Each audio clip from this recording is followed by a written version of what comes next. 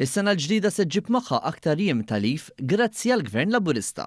Il-Gazzetta Kulħadd irrapportat kif kien l-ewwel budget ippreżentat taħt il-Prim Ministru Robert Abela fejn fih kien tneħħa l-provvediment legali li kien daħħal Gvern Nazzjonalista fl-2005 biex il-ħaddiema jiċċaħdu mill-festi pubbliċi.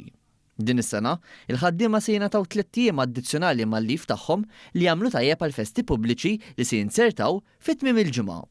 Dawn se jiżdiedu ma' 19 jum ta' lif addizzjonali li nataw il-ħaddiema f'pajjiżna mill-2021 lil hawn. B'kuntrast, id-deċiżjoni tal-Gvern Nazzjonalista kienet waslet biex il-ħaddiema tilfu 60 jum mal-familji tagħhom, jew ekwivalenti għal madwar 2.5 snin leave f'16-il sena. Għal din id-deċiżjoni, Lorenz Gonzi kien qal li d-deċiżjoni kienet fl-interess tagħna u tal-ġenerazzjonijiet futuri tagħna. Jekk wieħed jikkwantifika l-lif mitluf bejn l-2005 u l-2020, jsib li l-ħaddiema tilfu madwar aktar minn 700 miljun euro f'xogħol li kellhom jagħmlu mingħajr ma tħallsu għalih. Dan jfisser li kull sena il-ħaddiema nsterqulhom madwar 44 miljun euro minħabba din id-deċiżjoni ta' Amministrazzjoni Nazzjonalista.